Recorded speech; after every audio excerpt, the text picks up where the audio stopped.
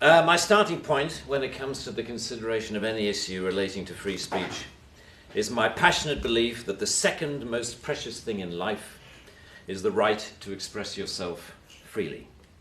The most precious thing in life, I think, is food in your mouth, and the third most precious is a roof over your head. But a fixture for me in the number 2 slot is free expression, just below the need to sustain life itself.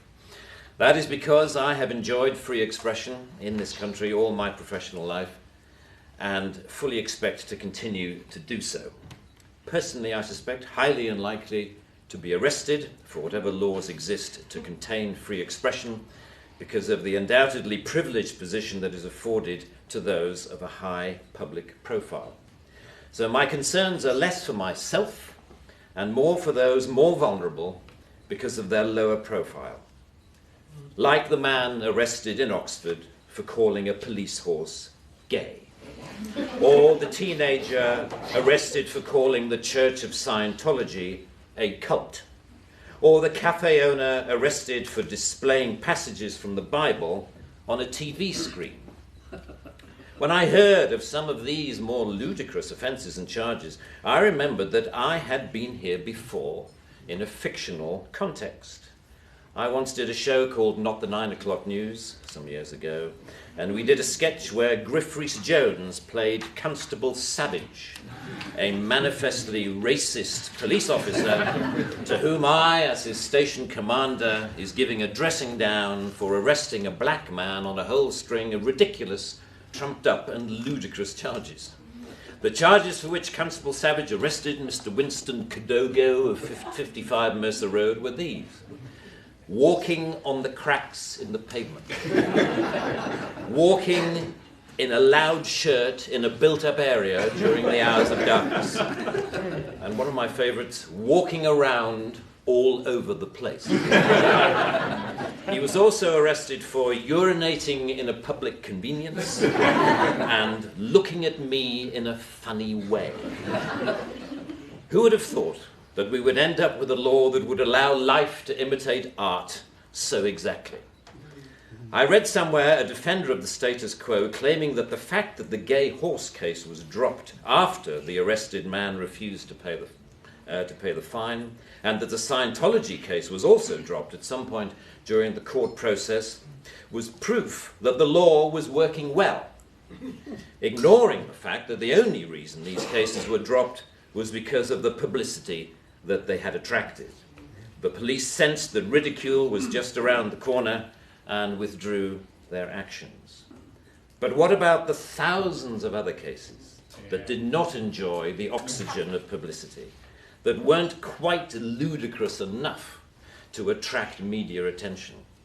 Even for those actions that were withdrawn, people were arrested, questioned, taken to court, and then released. You know, that isn't a law working properly. That is censoriousness of the most intimidating kind, guaranteed to have, as Lord Dear says, a chilling effect on free expression and free protest. Parliament's Joint Committee on Human Rights summarised, as you may know, this whole issue very well by saying, while arresting a protester for using threatening or abusive speech may, depending on the circumstances, be a proportionate response, we do not think that language or behaviour that is merely insulting should ever be criminalised in this way. The clear problem with the outlawing of insult is that too many things can be interpreted as such. Criticism is easily construed as insult by certain parties. Ridicule easily construed as insult.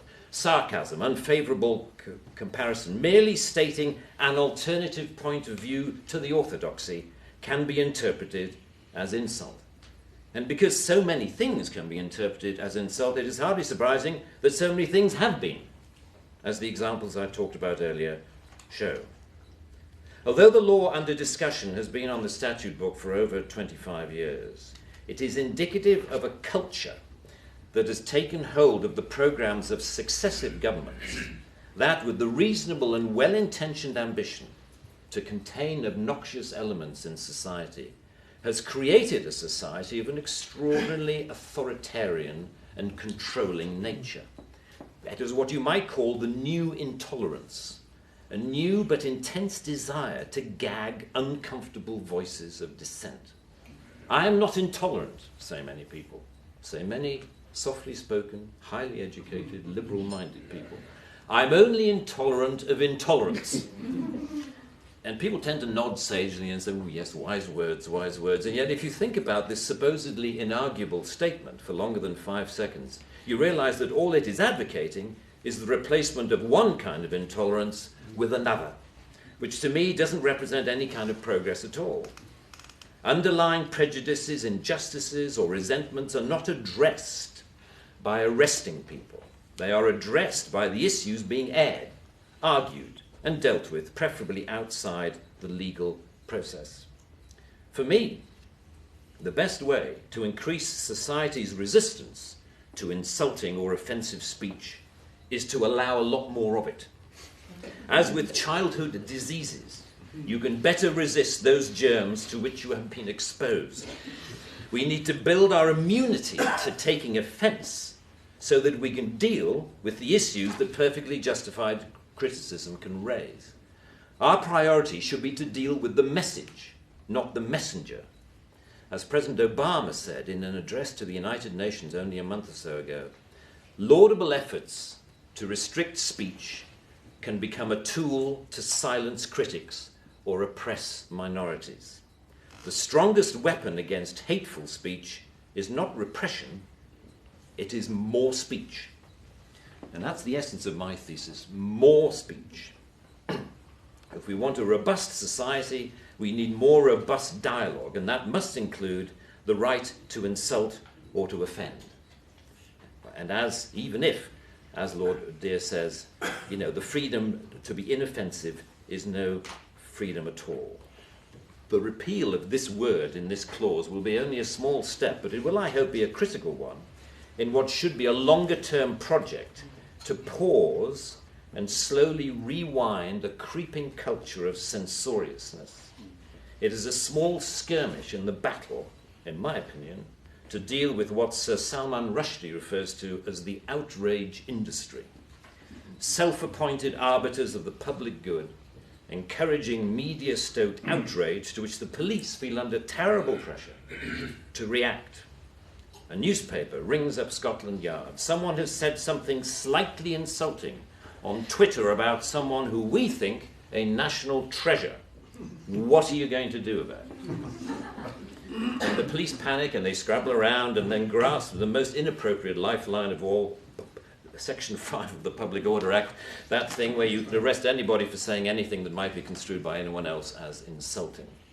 They don't seem to need a real victim. They need only to make the judgment that somebody could have been offended if they had heard or read what has been said. The most ludicrous degree of latitude.